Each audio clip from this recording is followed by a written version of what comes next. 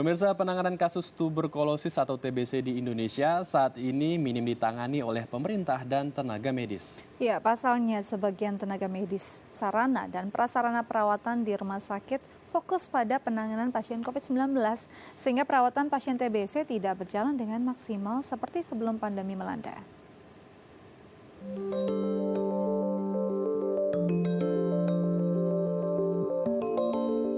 Pandemi COVID-19 kini berdampak pada pola pengobatan pengidap TBC di Jakarta. Sebagian besar tenaga medis, sarana, dan prasarana kesehatan di rumah sakit yang merawat pasien TBC dialihkan untuk merawat pasien COVID-19. Hal ini membuat perawatan dan penanganan pasien TBC tidak berjalan maksimal seperti sebelum pandemi. Hal ini dialami oleh Iwan, salah satu pengidap TB yang terdampak pandemi COVID-19. Sudah 1 tahun, Iwan menjalani pengobatan di salah satu rumah sakit di Jakarta, namun kondisi kesehatannya tidak kunjung membaik.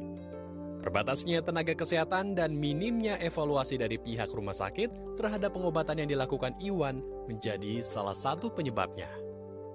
Semangat Iwan untuk sembuh salah satunya datang dari dukungan relawan komunitas PETA atau Pejuang Tangguh TB, di mana sebagian besar relawan di komunitas ini adalah penyintas TBC.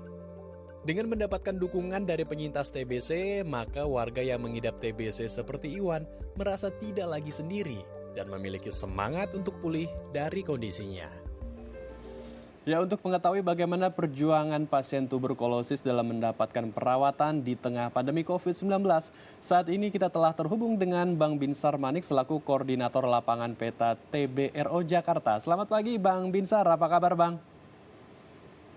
Selamat pagi, Bang Endro. Kabarnya hari ini luar biasa, baik.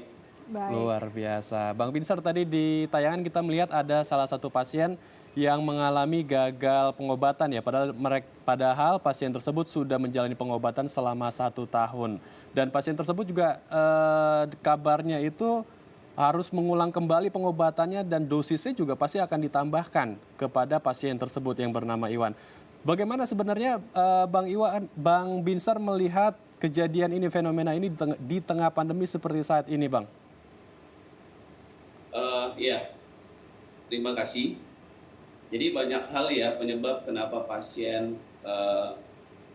harus mengulang kembali, lalu kemudian obatnya semakin banyak karena memang sudah resisten ya. Nah, ada beberapa hal yang menyebabkan kenapa pasien bisa sampai resisten atau mengulang obat kembali.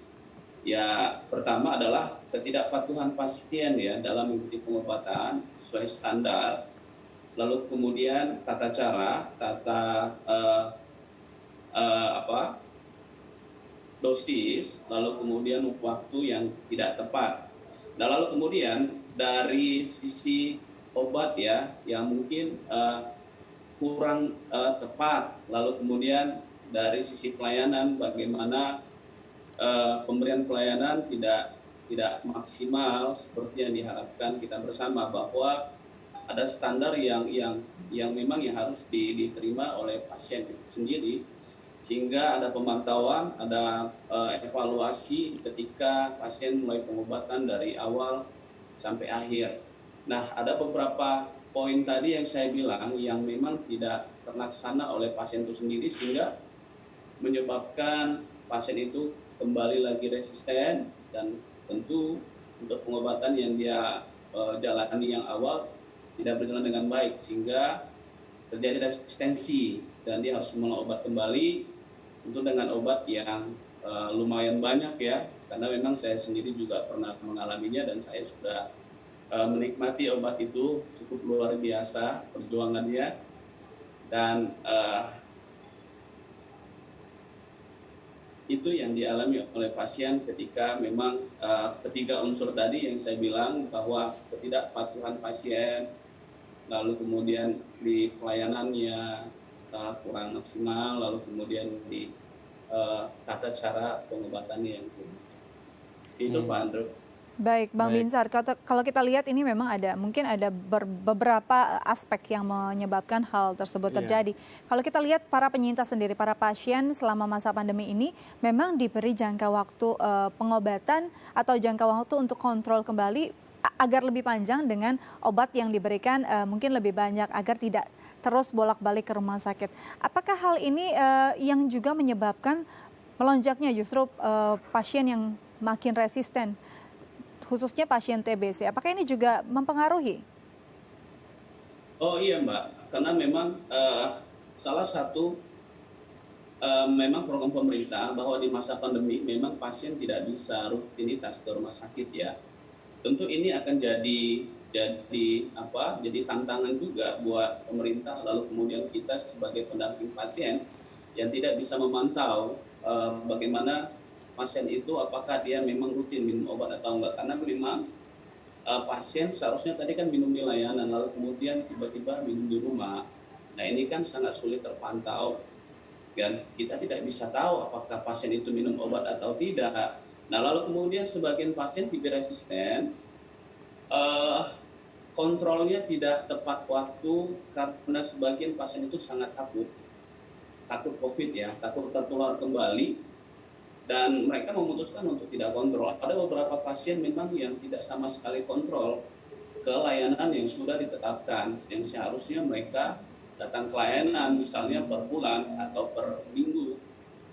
Mereka harus melapor ya bahwa perkembangan pengobatan mereka baik atau tidak. Nah di sini memang layanan harus memastikan bahwa ada pemantauan rutin yang harus diberikan kepada pasien khususnya di BRO.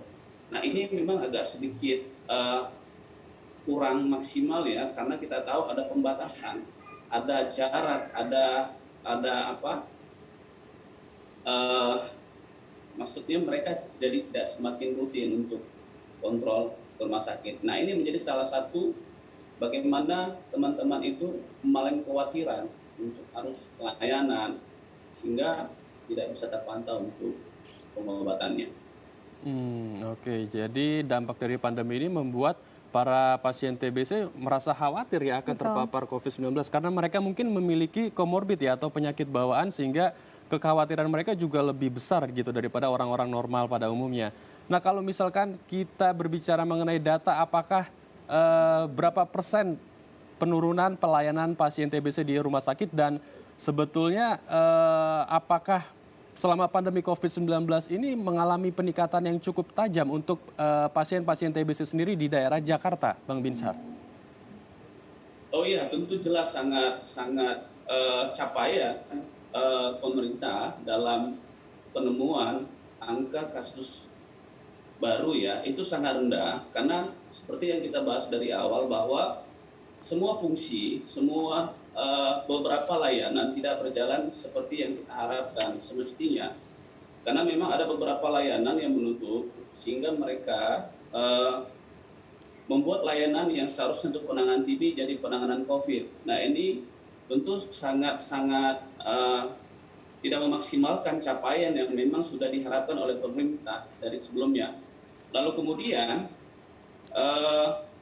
banyak layanan yang memindahkan ya pasiennya ke tempat layanan lain. Nah ini kita memang harus bisa melihat tantangannya bahwa ketika pasien dipindahkan dari rumah sakit atau dari puskesmas satu ke tempat yang lain, ini kita harus bisa perhatikan apakah pasien itu misalnya terkait transportasi, lalu kemudian terkait jarak, lalu kemudian terkait ekonomi, apakah mereka bisa mencukupi untuk misalnya mereka harus mengeluarkan biaya transportasi, sementara pasien kita tahu kecenderungan daya tahan tubuhnya menurun sehingga aktivitas atau berjalan atau melakukan banyak hal sangat terbatas. Nah ini salah satu pemicu angka penemuan yang terjadi saat ini masa pandemi ini sangat menurun. Lalu kemudian angka pasien yang semakin tinggi ya, angka pasien yang baru itu semakin tinggi yang kita dampingi saat ini. Nah ini mungkin yang menjadi kendala ketika layanan itu tidak memberikan atau tidak memberikan layanan yang semestinya yang kita harapkan. Baik, angka pasien melonjak tinggi, bahkan banyak yang harus mengalami Betul. gagal pengobatan. Ini sebenarnya berapa banyak dan bagaimana penanggulangannya, tapi kita akan bahas setelah jeda ya Bang Binsar. Baik pemirsa, jangan kemana-mana, tetap Siap. bersama kami di Halo Indonesia.